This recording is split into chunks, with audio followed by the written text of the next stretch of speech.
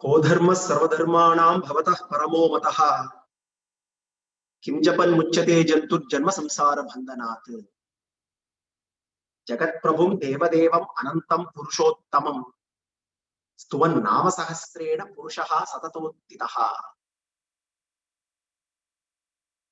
येष मे सर्वधर्माणां धर्मो अधिकतमो मतः यद्भक्त्या पुण्डरीकाक्षं स्तवैरर्चेत् नरः सदा.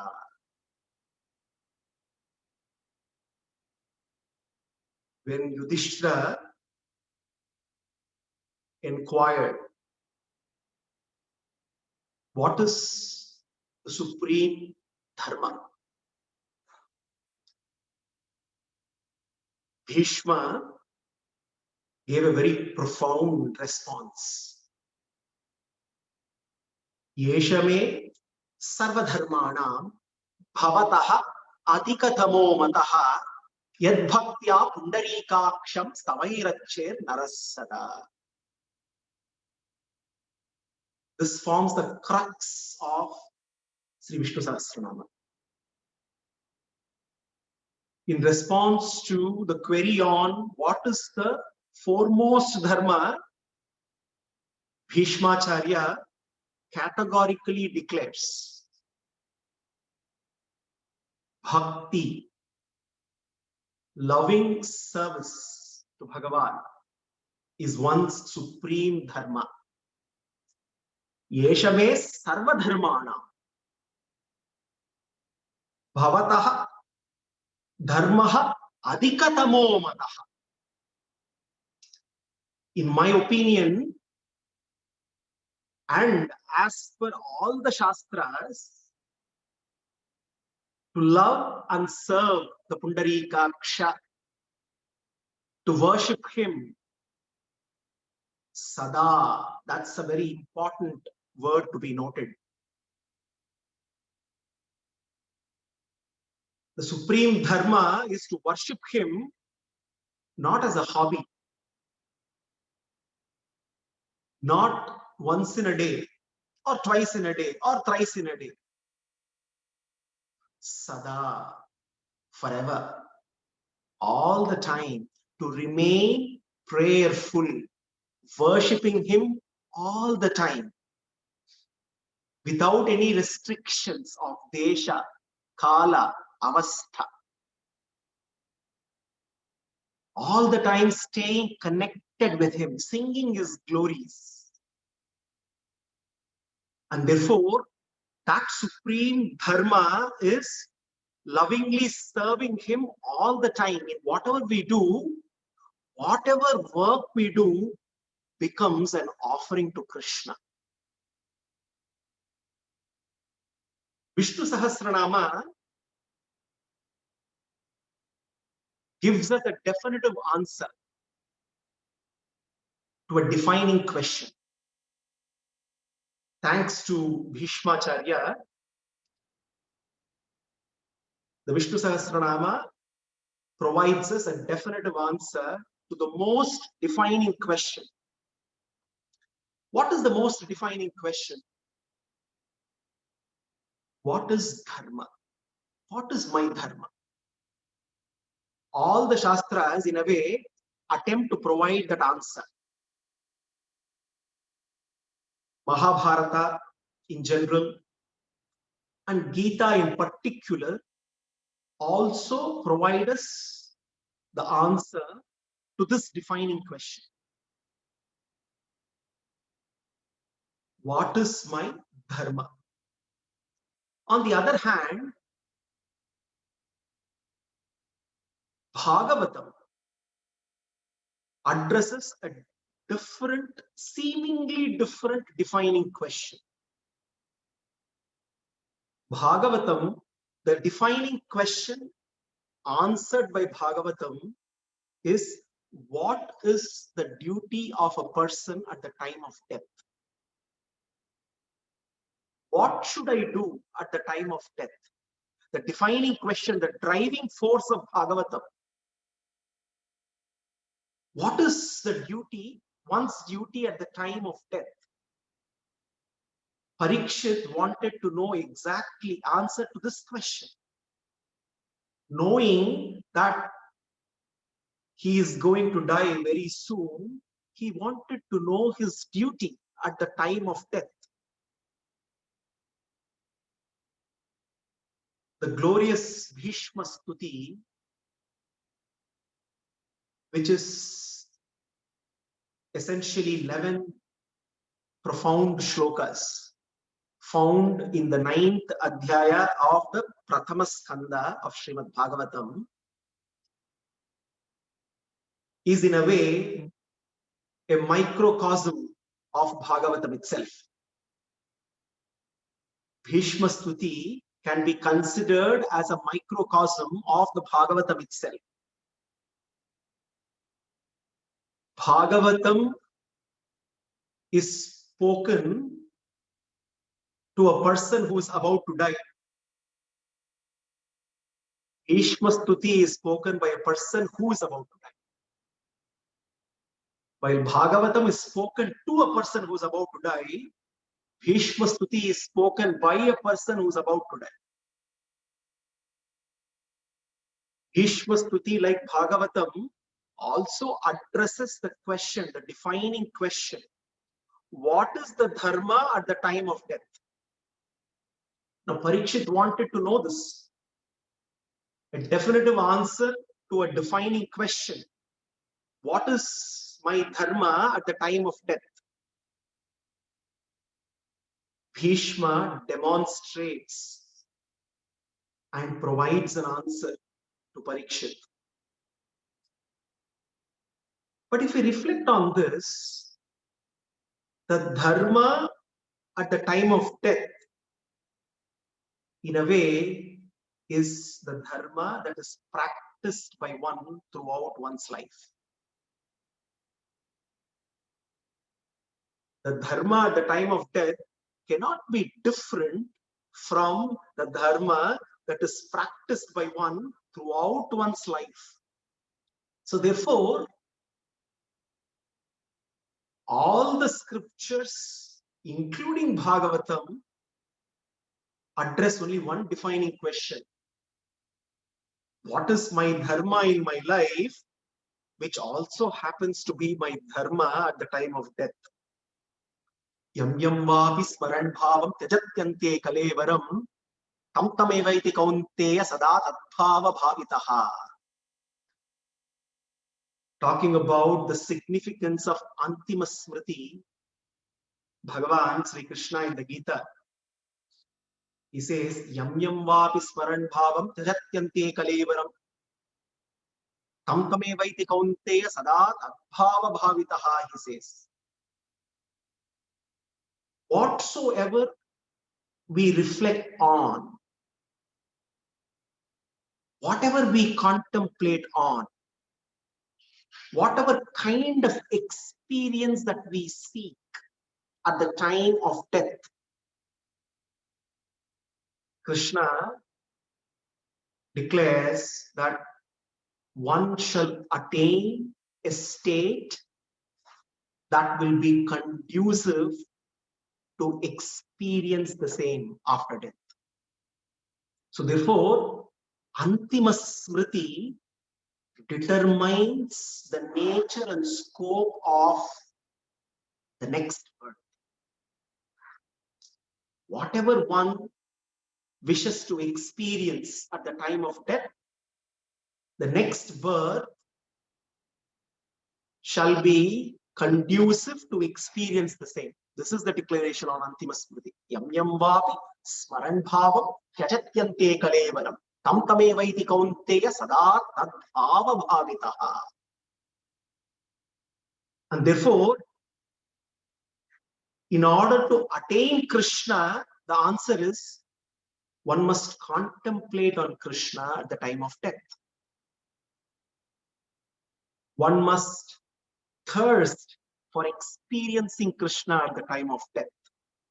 If one has to attain him and continue to experience him all the time, then it becomes necessary to also seek his experience at the time of death. Now, if one were to contemplate on him at the time of death, then it also becomes necessary that one needs to constantly keep contemplating on him throughout one's life. Tasmat sarveshu kaleshu mamanusmara yudhya cha mayyarpita manobuddhihi mame vaishyasi asamshayaha, Krishna says. Mayyarpita manobuddhihi. When one surrenders one's mind and intellect to Krishna and stays connected with him throughout one's life. Tasmat sarveshu kaleshu mam anusmara yudhyacha. Mam anusmara yudhyacha. Now here he's speaking to Krishna on the battlefield. That's why he's saying yudhyacha. Here engagement in war is the duty. So therefore Krishna is very clear. Doing bhakti to him and carrying on with one's duty are not conflicting at all. It's not that when I perform my duties, I stop contemplating on him. Or when I keep contemplating on him, I stop performing my duties. There is no conflict whatsoever. Krishna says, one can keep continuing to perform one's duty whatsoever it may be. At the same time, when one stays connected with him, contemplating him on all the time, immersed in Krishna Bhakti all the time, then tasmat sarveshu kaleshu. So whatever is the dominant thought, whatever is the dominant thought for contemplation throughout one's life, that is what will determine the thoughts that run through one's mind during the last moments of one's life. And therefore Krishna says, Antima Smriti is a prerequisite to determine what happens to the Atman at the time of departure. So in order to have the right Antima Smriti, Smriti of Krishna Smriti, it is important to practice Krishna Bhakti throughout one's life. So Bhishma Stuti highlights the significance of Antima Smriti. So Bhishma, originally called Devavrata, he transformed into Bhishma because of his Bhishma Pratigya. He took a pledge to remain a brahmachari throughout his life. And he stood by his promise throughout his life. That is why he is Bhishma, because his Pratigya was a Bhishma Pratigya. And also his unflinching allegiance to the throne of Hastinapura. He is the very embodiment of what we can call Samanya Dharma. He is the greatest example in our history for one who stood by Samanya Dharma. When we say Samanya Dharma, examples are always speaking truth, respecting elders all the time, not breaking one's promise. These all come under Samanya Dharma. Bhishmacharya is the very embodiment of Samanya Dharma. We may all wonder many times, why did Bhishma fight? Why did he support Duryodhana and fight against the Pandavas?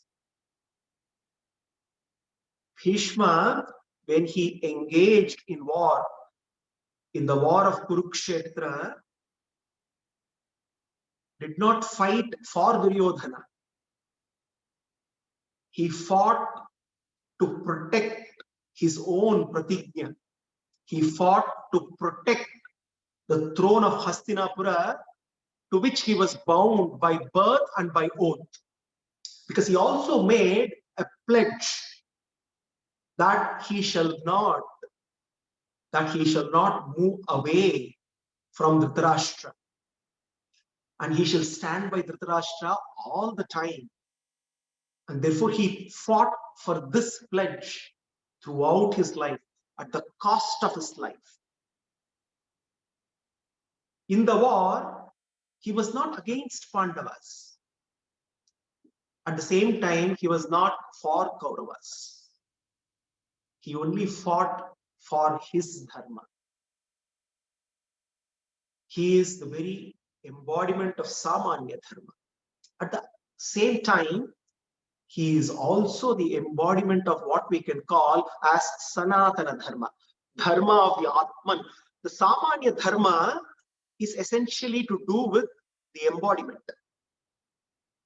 Everyone has to practice dharma depending on the nature of the body. Bhishma, as a Kshatriya, practiced Kshatriya Dharma. So his Samanya Dharma, he practiced Samanya Dharma related to his own physical body. But he is also a great example of one who practiced the eternal dharma of lovingly serving Krishna all the time. He is one of the greatest Krishna bhaktas that we can ever come across. He always knew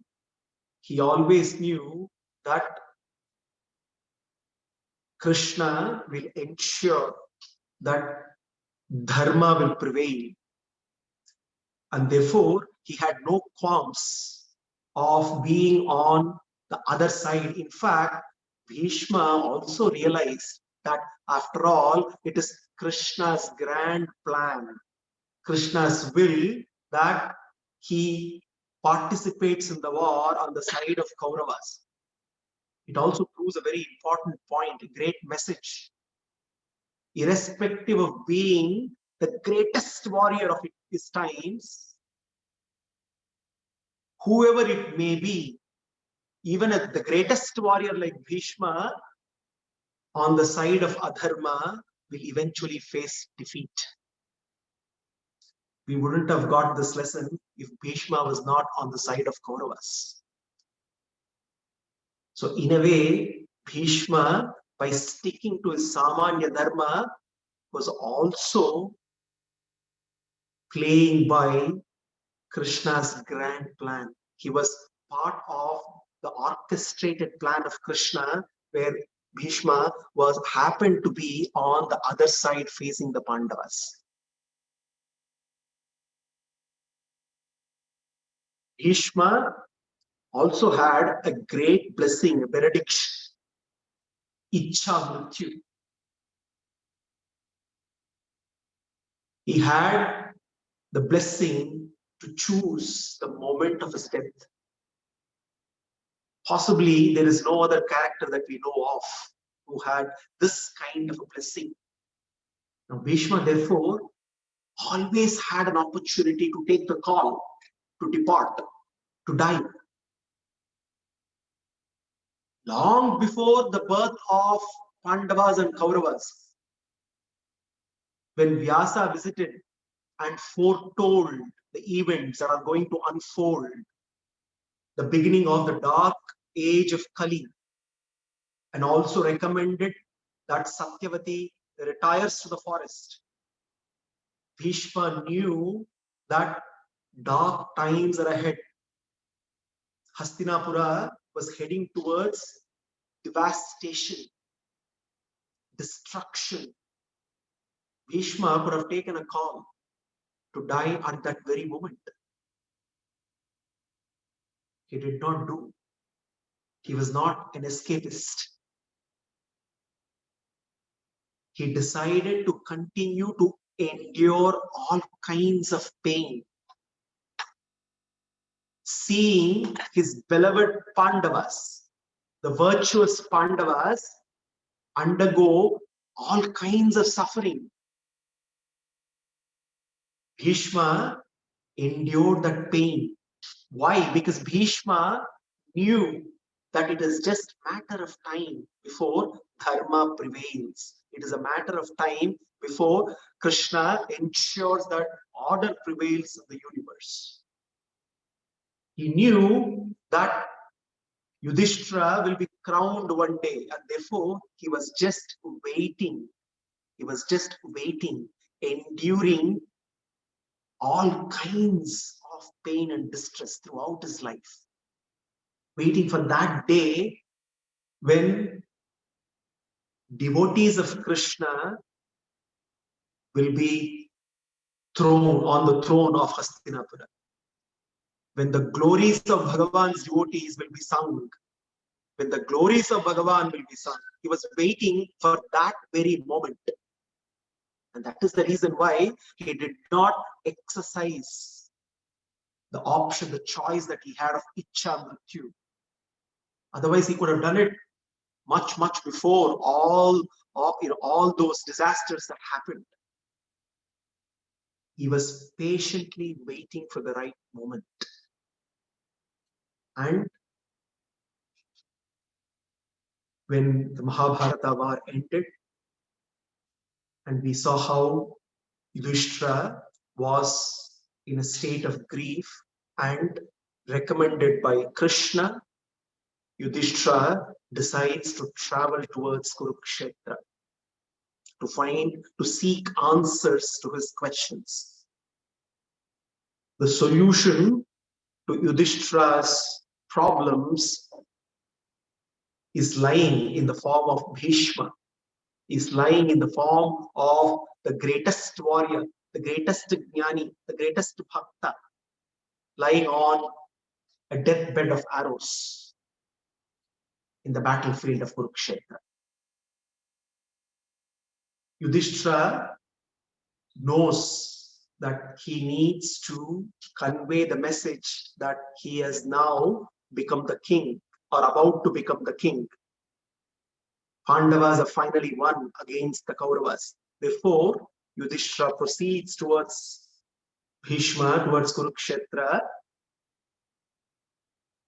with all royal pomp,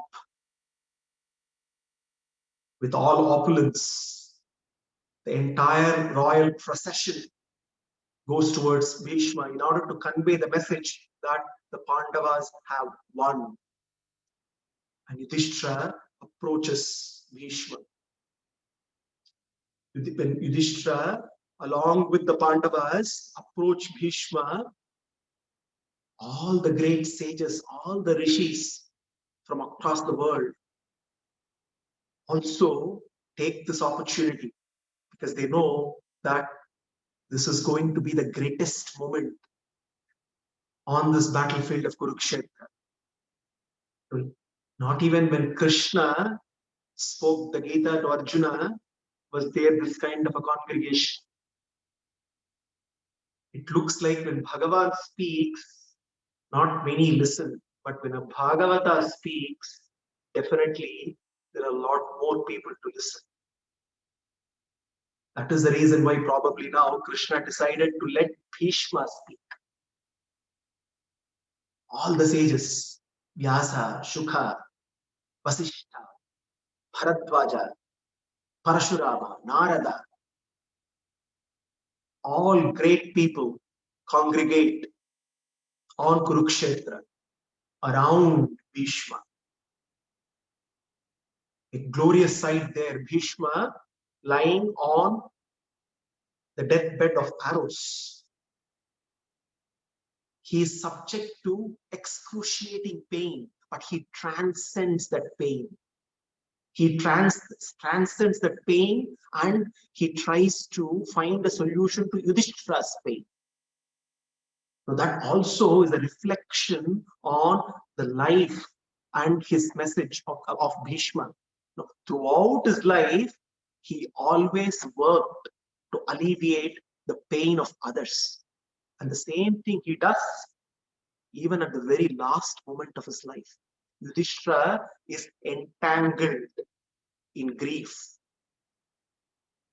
And it is Bhishma's task to elevate him from the entanglement of grief. Lying on the deathbed of arrows, Yudhishthira is inspired by Bhishma. Bhishma starts to address Yudhishthira and tries to console him. He looks at Yudhishthira and says, "Hey, Yudhishthira, I know that you are the most righteous person on this planet.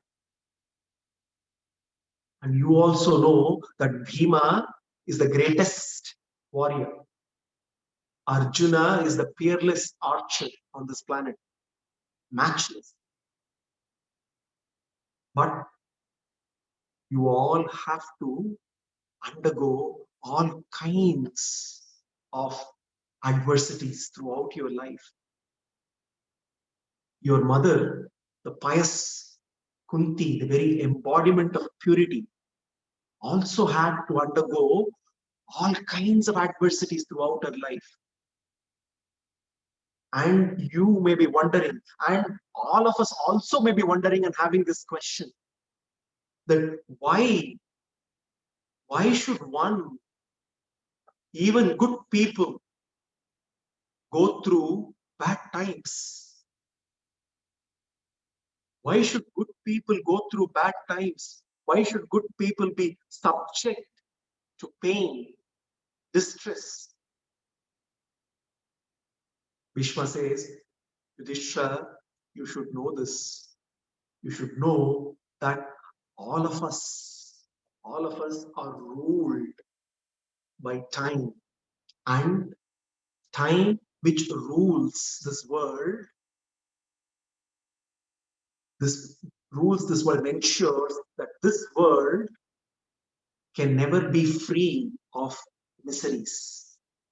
Even if one manufactures artificial ways of finding happiness, one way or the other, distress keeps creeping in. There is no way you can find eternal happiness in this world. Distress, pain is intrinsic to samsara, Yudhishthira.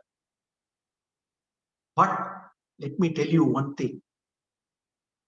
Let me give you a word of assurance, he says. He says, you must know that Krishna knows what is right and what is good for you and for each and every one of us. You must know that he has a plan for everyone. Bhagavan has a plan.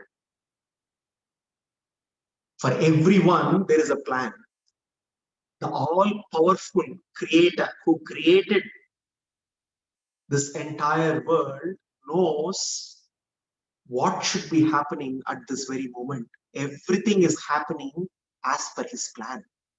Every event is unfolding as it should. No one in this creation with a finite mind, which is also created by him, can change, can alter the course of this universe.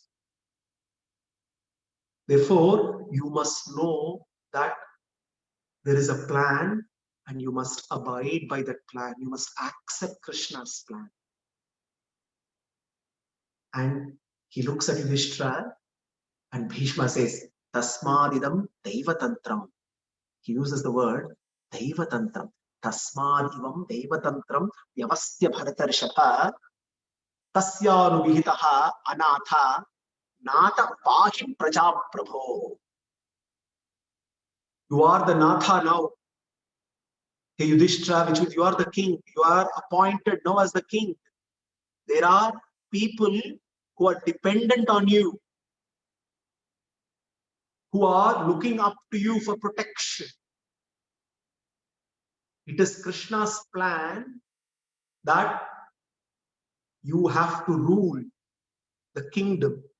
And therefore, don't even think of anything else. Just accept Krishna's plan. Tasmad idam devatantram. You must know that this is Krishna's plan. What is happening is Krishna's plan. Now, when a snake bites, we are all worried. A snake bite is very painful. But a snake, the bite itself is not fatalistic. It is the poison which is fatal.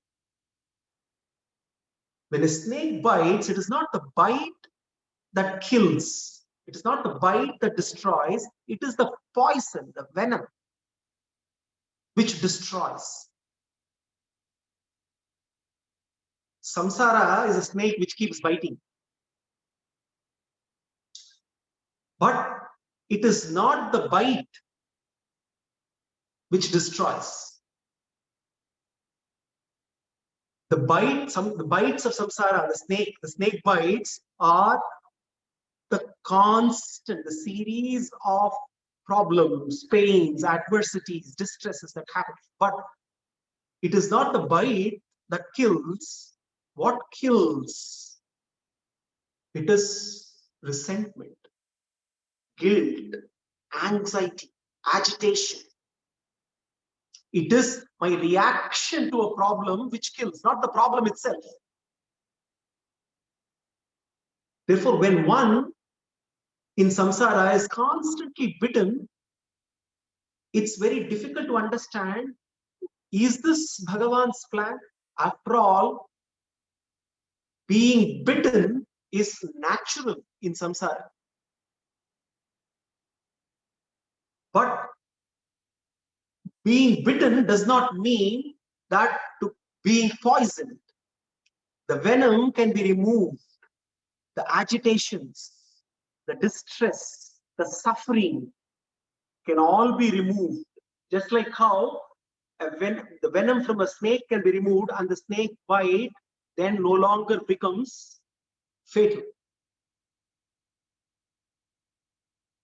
Through purification and through devotion, the sufferings, the venom-like sufferings, the venom-like agitations can be removed. And therefore, when that is removed, then every bite can be easily accepted and one can move on. So Bhishma here very clearly saying, understand, samsara is like a snake. Well, if you expect the snake not to bite, then you are expecting something which is impractical. Do not dream. Accept that there is a plan which is beyond you. Tasmadidam idam daivatantram yavasya bharatarshava. So Bhishma here also giving an indirect message. Just like you, look at me, I am also abiding by Krishna's plan. The very fact that I was against you on the battlefield, you may wonder, why was I against you? It is also Krishna's plan. Throughout my life, I did only one thing. I only worshipped Krishna. Whatever I did was an offering to him. And therefore, I accepted everything as Krishna's will, and therefore you must also accept everything as Krishna's will. Hey, Yudhishthira, you should know that by accepting, it is Krishna who is asking you to become the king, and therefore become the king and protect your subjects. Do not delay, do not waste time being immersed in this grief. After all, who is Krishna? You may think Krishna is your maternal cousin. You may think Krishna is Arjuna's charioteer. You may think Krishna is a close friend. You may think Krishna is a counselor, is a guide. But let me tell you, you must know who is Krishna. And he says, Yeshavai Bhagavan Sakshat. He is now pointing towards Krishna. He says, Yeshavai Bhagavan Sakshat Adyo Narayana Puman Mohayan Mayaya Lokam Gudas Charati Vishnushu. After answering Yudhishthira's questions through Vishnu Sahasranama, Yudhishthira, when he asked the 6 questions, Bhishma starts to sing the glorious namas of Bhagavan in order to kindle, practice bhakti. Vishwam Vishnu Vashatkara Bhuta Bhavya Bhavat Prabhu, he goes so on. And towards the end of Vishnu Sahasranama, Bhishma beautifully concludes. He says, Atmayona Swayam Jataha Vaikara Samagayanaha Devaki Nandanaha Srashtaha Kshitisha Paparashanaha Shankabrannandaki Shri Shankadanva Gadadaraha Rathanga Bhani Rakshobhyaha Sarva Praharanayutaha.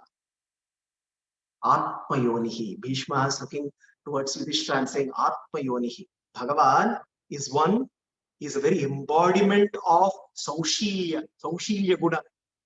He mixes freely with everyone. Atmayonihi.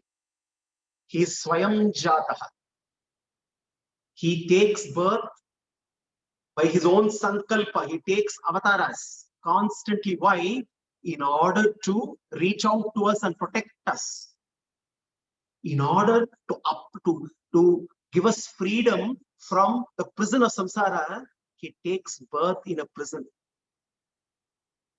Atmayoni Swayam Jataha Vaikhanaha. He is the one who eradicates all our miseries, the greatest misery of repeated births. He is Samagayanaha.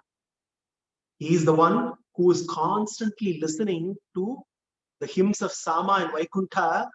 He is the same one. He is now listening to my singing his glories right in front of you. Devaki Nandanaha. He is none other than Yudhishthira. If you're wondering who I have been talking about, that Parabrahman, that Paramatma, that Purushottama, Narayana, he is standing right here as Devaki Nandanaha.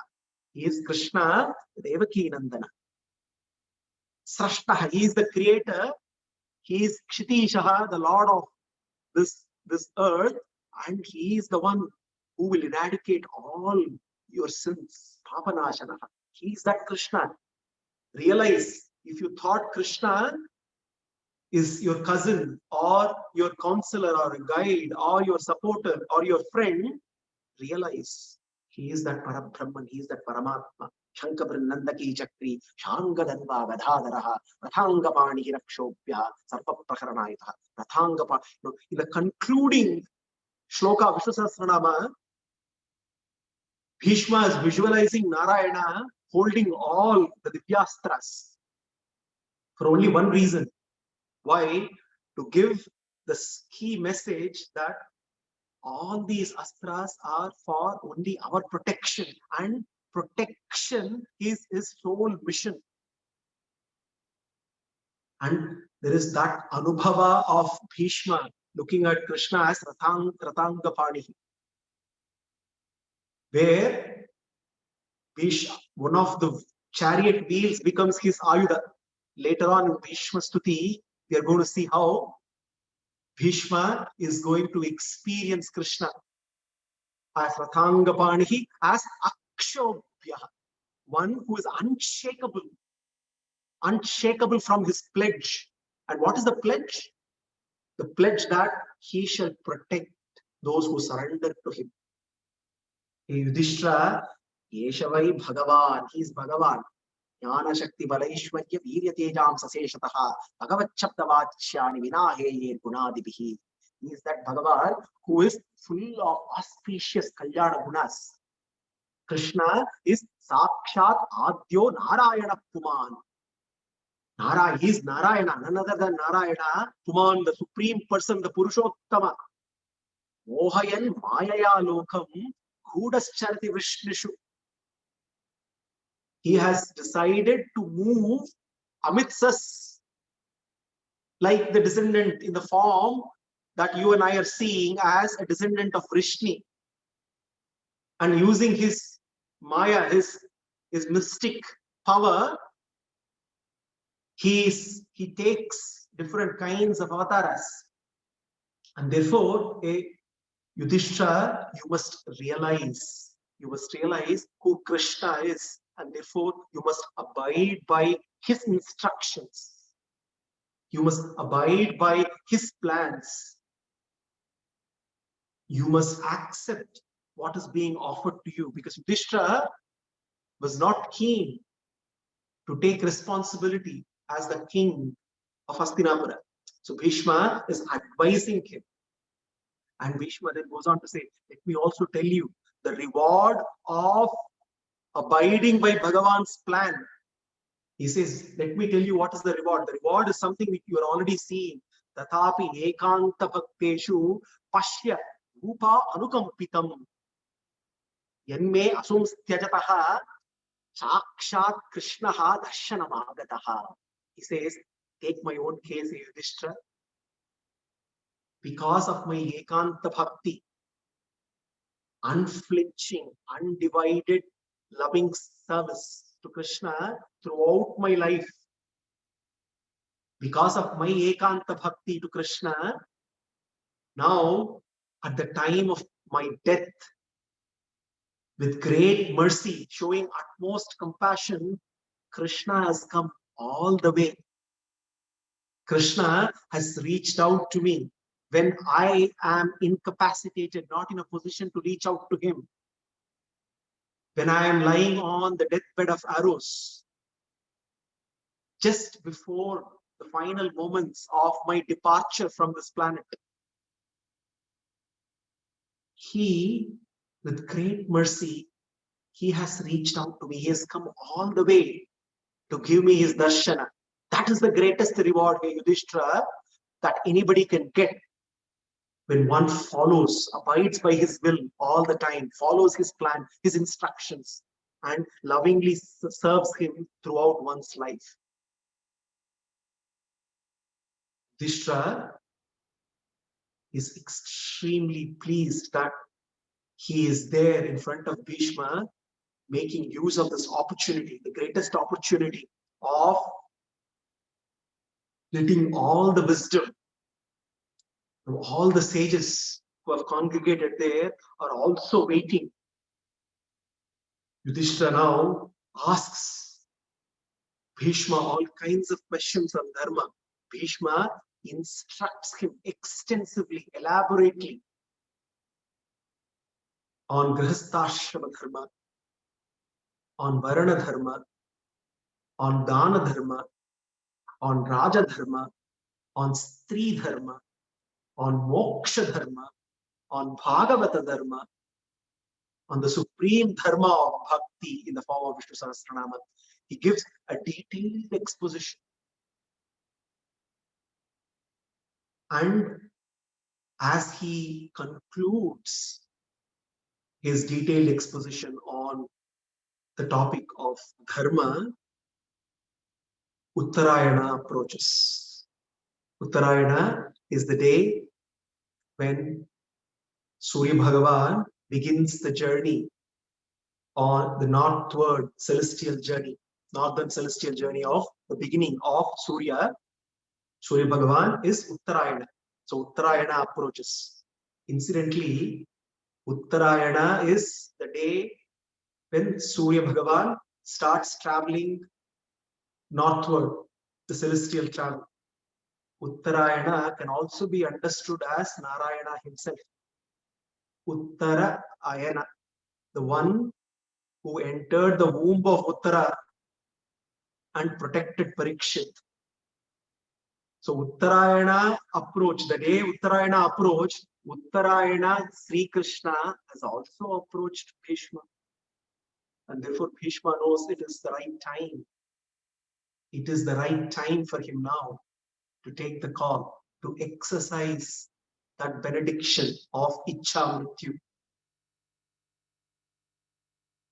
Therefore, Bhishma now looks only at Krishna. Now, Krishna is standing there right in front of him. Bhishma can see the Narayana form of Krishna. Everybody else sees Krishna there in his Krishna form, but Bhishma alone can see Shankha Chakra Gada Pani. He's there in the Narayana form, and Bhishma is now, he realizes that his final moments have arrived. But Bhishma being Bhishma, Bhishma knows only one thing: to give, to give, to keep giving. His life's message is to give and only give and not take anything. He's a supreme giver.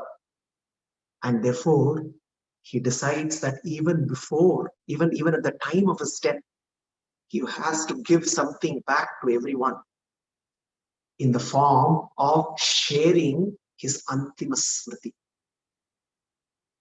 his final remembrances, his final experiences. So Bhishma Stuti is a glorious prayer of Bhishma that highlights the significance of Antima Smriti. Now, many times we wonder why Shastras talk about preparing for death. Why Shastras talk about dying? Now, isn't it a little, that doesn't it make us a little uncomfortable? We need to understand here the concern of a departing Atman is not so much about dying. It is not about death. It is about destination. It is not about death. It is about destination. It is about entering the abode of Bhagavan. The focus of Antima Smriti is not on dying. The focus is on the realization of our birthlessness. So when the Shastras talk about preparing for death, it is not about preparing for death, it is preparing for birthlessness. And Bhishma here also echoes that profound message. Itimati rupakalpita vidrishta bhagavata satpata pungave vibhumi swasukam upagate kvachit vihattum prakati mupeyeshi yad bhava pravahaha. Bhishma Stuti, it is glorious not only because it is filled with bhakti and wisdom, it is also constructed in such a way that it is very musical, very melodious to chant. Itimati rupakalpita vidrishna bhagavati satmata pungave vipumni swasukam upagate kvachit vihattum prakatimupe yushi yat bhava pravahaha. Bhishma starts the stuti in a glorious fashion. Now, normally, any musical passage reaches the crescendo only towards somewhere towards the end. Bhishma Stuti starts off with a crescendo. And it starts with the word iti. Now that's again very, very unique because the word iti means thus. Normally, it is only used to conclude. When we all chant the Gita, when we finish chanting the Gita, iti Srimad Bhagavad Gita, so iti, thus, towards the conclusion, iti guhyatamam shastram idamuktam maya naga, iti, always towards the conclusion, thus. But how can one begin with the word thus? There are some important reasons for this. Bhishma knows that he is now about to depart. These are his final moments. And what he is going to, now what he's going to share are his parting words, his final words, his concluding words. And therefore he begins with iti. Bhishma also knows that he has been practicing dharma throughout his life. And now, as a reward,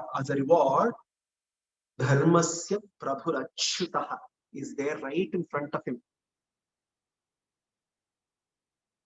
Having obtained that reward, Bhishma therefore begins saying thus iti. Bhishma also has extensively taught on dharma. And he wants to now wind up all his thoughts and feelings, all his activities that he's done throughout his life, wind up and then settle on the supreme dharma, Krishna. Therefore, he begins with iti.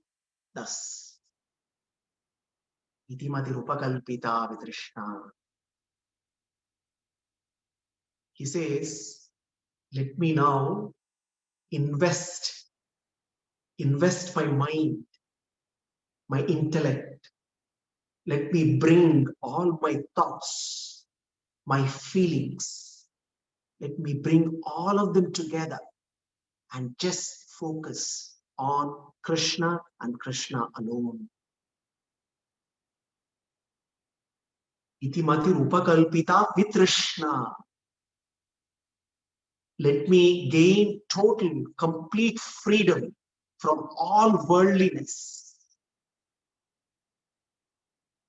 When we love Krishna throughout our life,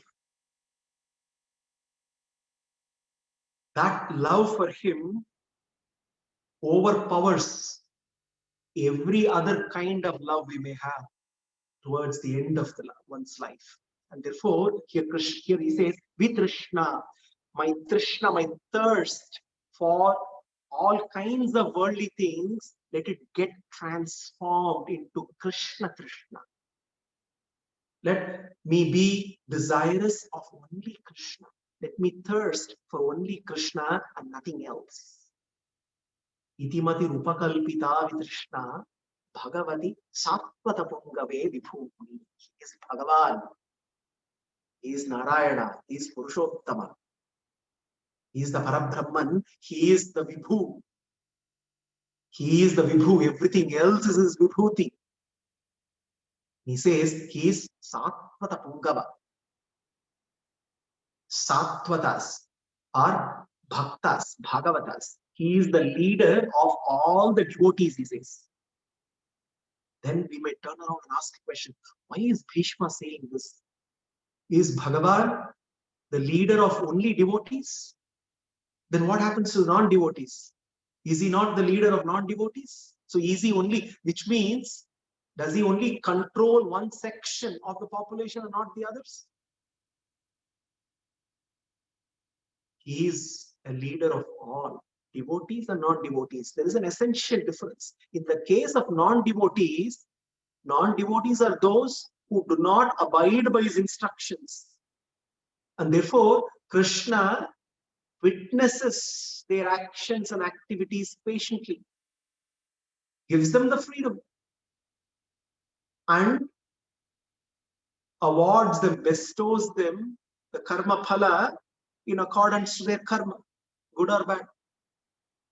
But in the case of devotees, he takes over the yoga kshema of his devotee. Ananyas chintayanto vam yejanam paryupasate tesham tapyutanam yoga kshemam bha. Now also, everyone is under Bhagavan's control. Believers and non-believers.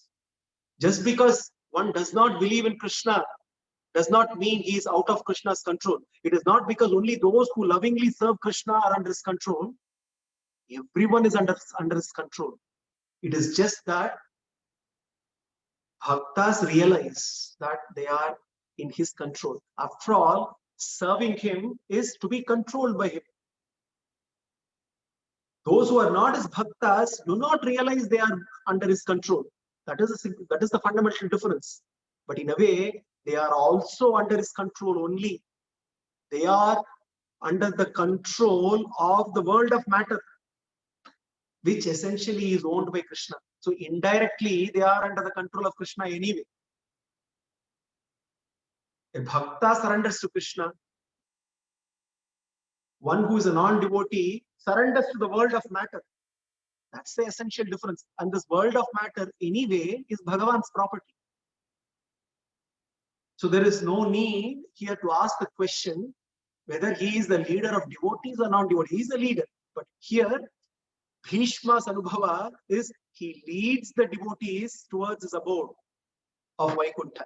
Itimati rupakalpita vidrishna bhagavati sattvata pungave vibhumi. Swasukham upagate kvachit vihattum prakriti mupe yushi yadbhava pravahaha. Swasukham. He is the supreme enjoyer. He is always in a state of bliss. Krishna, he is eternally in a state of bliss. He is Purna, he is complete, he doesn't need anything. He is Satyakama, Satya Sankalpa. But in spite of that, he keeps engaging in actions, in activities for our sake. He keeps taking avatars repeatedly. Bahuni me vyatitani janmani tavacharjuna tanyaham veda sarvani natvam vetta taparantapa. Hey Arjuna, you and I have taken innumerable births. Your births are based on karma, my births are based on sankalpa. You do not remember any of your births. I remember all my births and your births. Ajopisan avyayatma bhutanam ishwaropisan prakritim swam adhishtaya sambhavami atmamayaya. Exercising my unique power, atmamaya here is sankalpa. I repeatedly take avatars in various forms. Even though I am unborn, I keep taking births based on my sankalpa. Swasukam upagate kvachit vihattum prakriti mupeyushi yadbhava pravaha. This is what Bhishma here is celebrating. The avatara rahasya of Krishna, of Narayana. He is the one, in spite of not having any need to engage in any activity, he is constantly engaged in his leela for our sake. Every avatara he takes is to help us. When Bhagavan descends, the mission is to bring order to the universe. We may think bringing order to the universe means making this universe an enjoyable place. But we should not get carried away by this, because once the mind starts craving for the worldly enjoyments, that becomes a disorder, an internal disorder. External order cannot result in internal disorder. So Bhagavan descends for two things: to ensure external order in this universe and also internal order in our minds as well. He sets right the disorders and ensures there is order. And order in the mind is to realize that we need to be completely aligned with him all the time, knowing fully well that this place is temporary and we don't belong here. And therefore, even though he is Purna, even though he is eternally blissful, he engages in his Leela. He engages in the sport of taking multiple avatars. He descends. Prakriti mupeyushi yadbhava pravaha.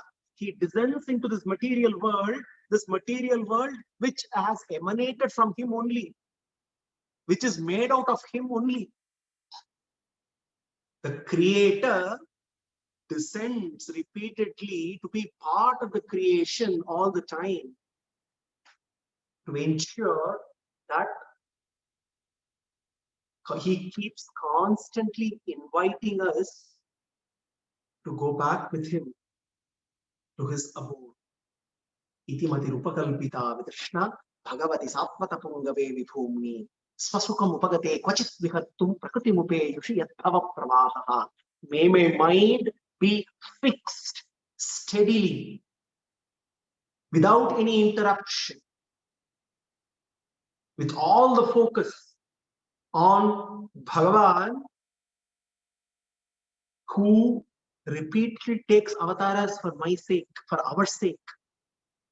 Let my mind stay connected with him. And then this is where Bhishma is sharing his Antima Smriti, the remembrance of Bhagavan. His mind is filled with Krishna during those last moments of his departure. Then as he is experiencing Krishna, he also shares the way he's relishing Krishna. Tribhuvana Kamanam Kamala-varanam Ravikara Gauravarambaram Tadhani Mapuralaka Pulavratananamcham Vijayasake Rathirastume Navadya. What a wonderful shloka. Tribhuvana kamanam tamalavarnam ravikara gauravarambaram tathane. Here, Bhishma is relishing two things. He is relishing Krishna's matchless beauty. He is also relishing the unique relationship that Krishna has with Arjuna. No, this is also another way to experience Krishna. Experience Bhagavan by understanding his relationship with a bhakta. Vijaya Sakhe Ratirastu me anavadya. Vijaya Sakhe, Vijaya Sakha, Vijaya is Arjuna. Vijaya Sakhe Ratirastu me, may my mind, may all my thoughts be fixed on Vijaya Sakha. And who is he? Who is that Krishna? Who is beauty personified? Tribhuvana Kaman. One who is the most desirable in this entire universe. Tribhuvana, three lokas here is Tribhuvana. Urdhva loka, Madhya loka, Adho loka. So therefore, it covers the entire Brahmanda. Rukmini calls out, hey Bhuvana Sundara. Krishna is Bhuvana Sundara. He is beauty personified. The worldly beauty agitates, disturbs. Krishna's beauty pacifies, gives us bliss. Because worldly beauty is temporary. Worldly beauty is subject to the law of diminishing returns. Constantly keeps changing. What is beautiful today is no longer beautiful tomorrow. So therefore it agitates, it disturbs. Krishna's beauty is eternal, doesn't change. Therefore it pacifies, it's very soothing. It brings bliss. Worldly beauty pollutes by to the attachment, by the development of an attachment to something which is temporary. Krishna's beauty purifies. So therefore, here Bhishma is relishing Krishna's beauty. He's looking at Krishna, the one who has form which is bluish. Tribhuvana Kamalam, Tamala Varanam, Tamala tree, dark blue, hue of dark blue. With a hue, dark blue hue, Ravikara Gaura Varambaram Dadhani. Ravikara Gaura Varambaram.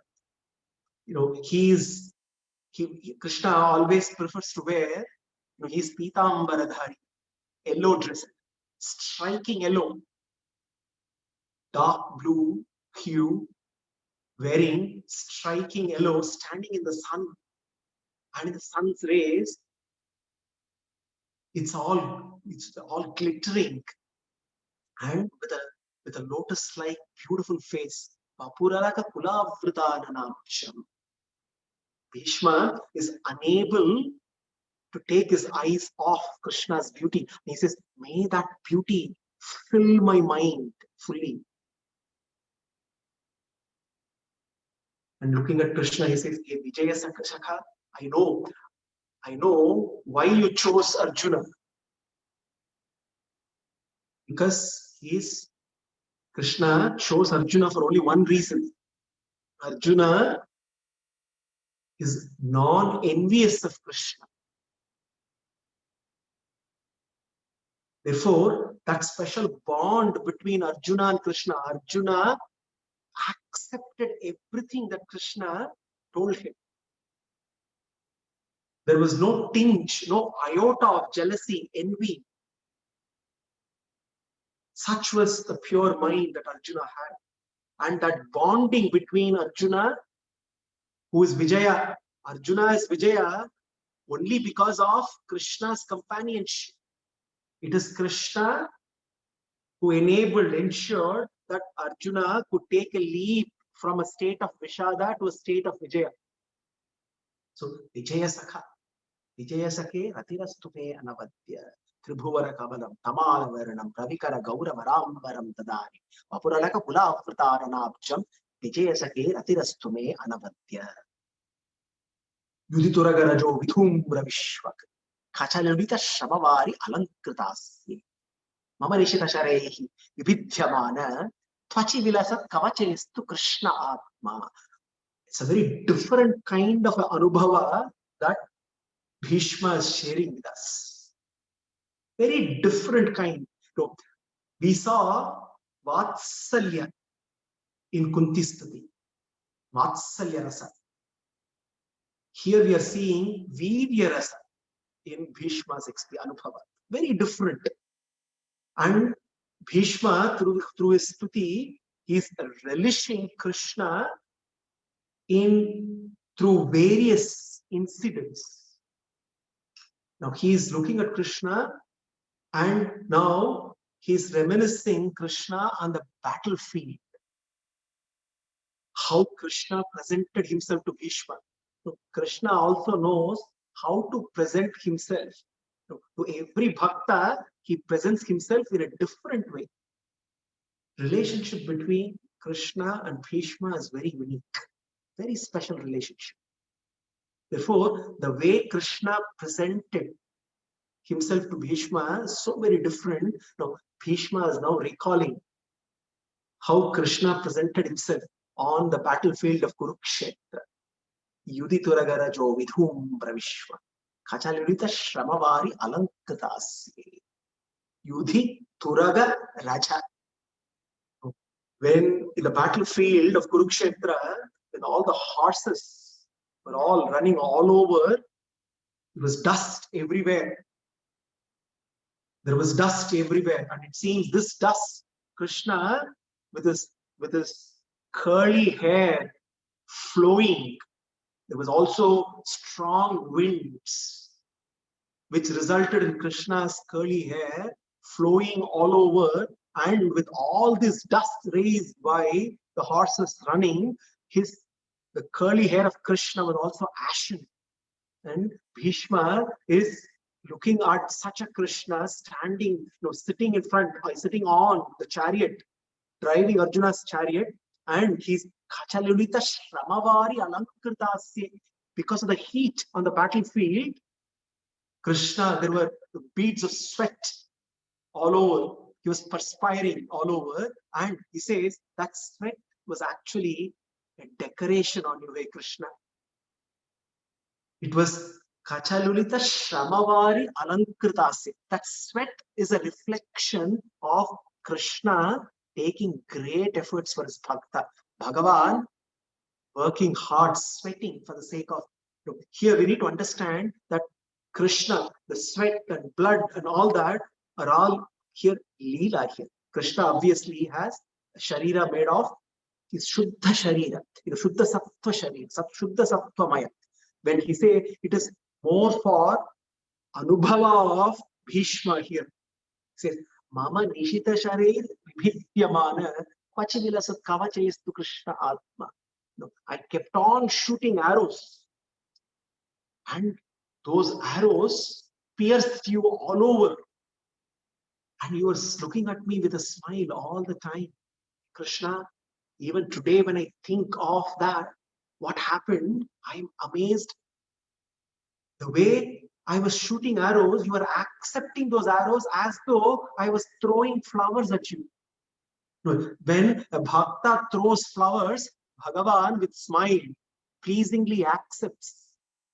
Similarly, when I was shooting all kinds of arrows at you, the arrows are piercing you all over, piercing your kavacha, piercing your faces. Even today, if we have to go through Bhishma's Anubhava, it is still possible. All that is required is a trip back to India, to Chennai. Visit Sri Parthasarathy Swami temple. Even today, we can experience, we can have the Anubhava of Bhishma. We can still today see the marks that Bhishma's arrows that have made on Bhagavan all over all his face filled with arrow marks.